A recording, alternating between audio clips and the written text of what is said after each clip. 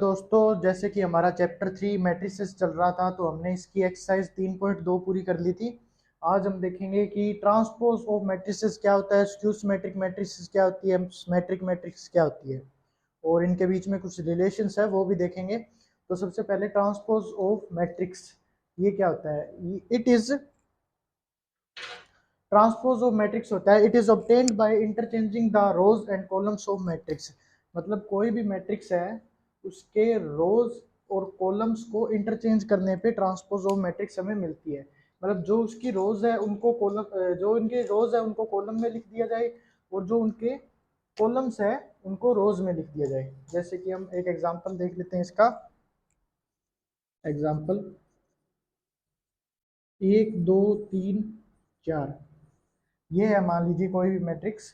तो इसकी ये रो है और ये दो कॉलम्स है, दो रो है दो कॉलम्स है। तो इसका ट्रांसपोज क्या हो जाएगा, इसका ट्रांसपोज हो जाएगा इस रो को कॉलम में लिख दीजिए, इसको कॉलम में। तो 1 2 और इस रो को भी कॉलम में लिख दीजिए, दूसरे कॉलम में 3 और 4। तो ये इसका ट्रांसपोज हो जाएगा। मतलब रोज को कॉलम के साथ इंटरचेंज कर देते हैं तो उसी को ट्रांसपोज ऑफ मैट्रिसेस कहते हैं। इसे डिनोट किससे किया जाता है, इसे इससे कोई भी मैट्रिक्स है उसके ऊपर ये निशान लगा के, या फिर एक मतलब कोई भी मैट्रिक्स है उसके ऊपर टी लगा के इसे हम डिनोट कर सकते हैं। जैसे मान लीजिए ये ए मैट्रिक्स है तो ये इसका ट्रांसपोज हो जाएगा इस तरह से। और इसकी कुछ प्रॉपर्टीज भी होती है तो हम इसकी प्रॉपर्टीज भी देख लेते हैं।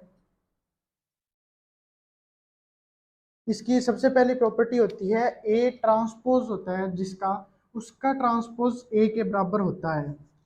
मतलब मान लीजिए आप कोई भी एक मैट्रिक्स है ए, इसका ट्रांसपोज है और इस पूरे का वापस ट्रांसपोज कर देंगे तो वो नॉर्मल जो पहले मैट्रिक्स थी ए उसके बराबर होगा। जैसे हम पहले जो अभी एग्जांपल लिया था उसी को देख लेते हैं। ये था 1 2 3 4। अब हम इसका ट्रांसपोज कर देंगे तो 1 2 3 4 आ जाएगा। और अब हम इसका वापस ट्रांसपोज कर देंगे तो ये वापस जो रोज थी जो रो है वो कॉलम में आ जाएगी। मतलब 1 3 2 और 4, तो इसके इक्वल होता है ये। तो अब इसकी दूसरी प्रॉपर्टी है वो देखते हैं। दूसरी प्रॉपर्टी में क्या बताया गया है, दूसरी प्रॉपर्टी में बताया गया है कि कोई भी कांस्टेंट है के, मान लीजिए एक कांस्टेंट वैल्यू है के और वो ए के साथ मल्टीप्लाई में है, तो हम जब इसका ट्रांसपोज करेंगे तो के वैसा का वैसा रह जाएगा। मतलब कांस्टेंट को बाहर निकाल लेंगे मैट्रिक्स से और ए का ट्रांसपोज हो जाएगा। ठीक है, के है जो कांस्टेंट है उसका मल्टीप्लिकेशन हो रहा है ए के साथ, तो के तो वैसा का वैसा रह जाएगा कांस्टेंट, और ए का है वो ट्रांसपोज हो जाएगा। इस पूरे का ट्रांसपोज होगा। मतलब मान लीजिए कि ये है, मान लीजिए ये 5 है और इसके साथ कोई मैट्रिक्स है, वही मैट्रिक्स है 1 2 3 4। तो अब हम इस पूरे का जब ट्रांसपोज कर देंगे तो ये 5 है तो वैसा का वैसा रह जाएगा और इस मैट्रिक्स का है वो ट्रांसपोज हो जाएगा। तो दूसरी प्रॉपर्टी हमारी ये बताती है। अब हम देखते हैं प्रॉपर्टी नंबर 3।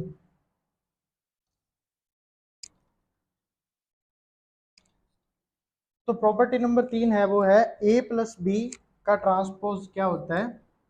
मतलब मान लीजिए कोई भी दो मैट्रिक्स है वो प्लस में है और उनका पूरे का ट्रांसपोज करना है तो उन दोनों का अलग अलग ट्रांसपोज हो जाएगा। ये तो नॉर्मल सी प्रॉपर्टी है, कोई भी दो मैट्रिक्स है वो प्लस में है तो उनको अलग अलग ट्रांसपोज हो जाएगा उनका, मतलब बाद में उनका प्लस हो जाएगा। अब हम देखते हैं फोर्थ प्रॉपर्टी जो कि इंपॉर्टेंट प्रॉपर्टी है। इसके अंदर क्या दिया गया है कि ए इंटू बी का ट्रांसपोज बी ट्रांसपोज ए के इक्वल होता है। मतलब कि इनका ए इंटू बी का जब हम ट्रांसपोज करेंगे तो वो किसके इक्वल होगा, वो इसके उल्टे मल्टीप्लाई, मतलब इनके पहले बी आएगा बाद में ए आएगा और उनके ट्रांसपोज के मल्टीप्लाई के बराबर होगा। ये हम आगे क्वेश्चंस में प्रूव करके दिखाएंगे आपको। तो ये इसकी 4 प्रॉपर्टी थी जिसमें ये फोर्थ प्रॉपर्टी है, ये मोस्ट इंपॉर्टेंट है, पहली वाली भी इंपॉर्टेंट है, बाकी तो दोनों ठीक ही है। इसमें क्या था, ए और बी का जो ट्रांसपोज होगा, इनके मल्टीप्लाई का ट्रांसपोज होगा वो B into B transpose into A transpose के इक्वल होता है।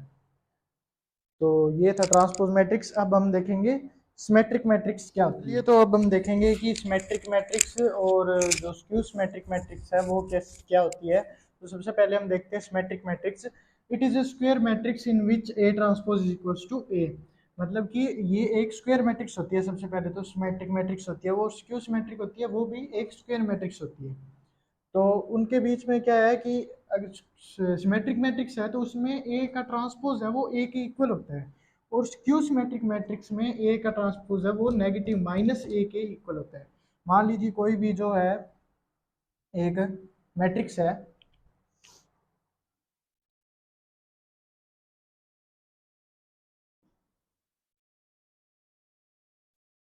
ये मान लीजिए कोई भी एक मैट्रिक्स है ए। तो अब हम क्या देखेंगे कि इसका जो ट्रांसपोज है, हम इसका ट्रांसपोज कर देंगे तो ट्रांसपोज इसका क्या आएगा, एक दो दो चार, ये आएगा इसका ट्रांसपोज।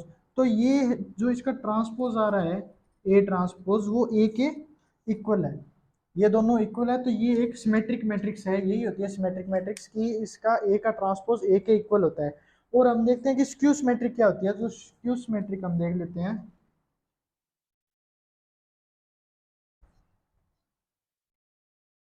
स्क्यू सिमेट्रिक मैट्रिक्स क्या होती है, स्क्यू सिमेट्रिक मैट्रिक्स होती है जब ए का ट्रांसपोज होता है वो नेगेटिव ए के इक्वल होता है, जो नेगेटिव ए होता है उसके इक्वल होता है ए का ट्रांसपोज। तो सब हम देख लेते हैं, इसका एक एग्जांपल देख लेते हैं।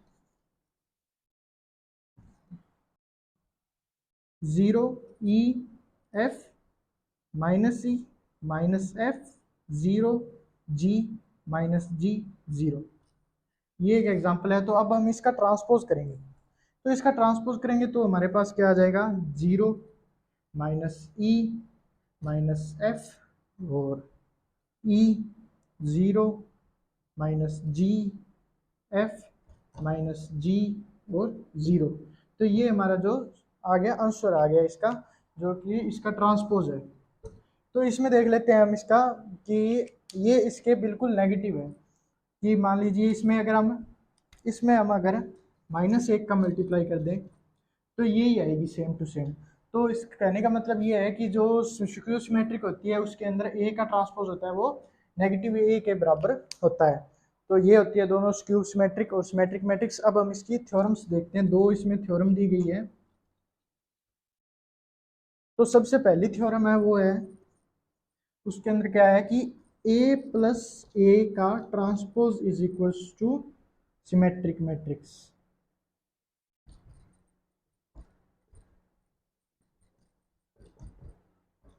सिमेट्रिक मैट्रिक्स और ए माइनस ए का ट्रांसपोज है वो is equals to skew symmetric.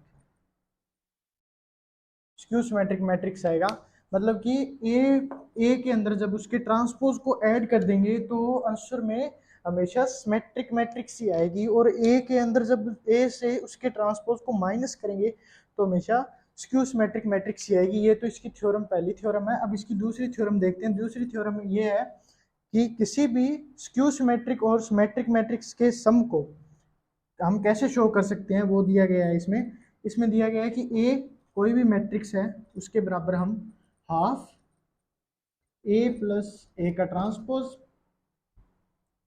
Plus half A minus A का ट्रांसपोज। तो इस प्रकार से हम किसी भी मैट्रिक्स के स्क्यू सिमेट्रिक और सिमेट्रिक के सम को रिप्रेजेंट कर सकते हैं। Half A is equals to half, ये क्या होगी, ए प्लस ए का transpose symmetric matrix plus half A minus A का ट्रांसपोज इज इक्वल टू ये स्क्यू सिमेट्रिक मैट्रिक्स।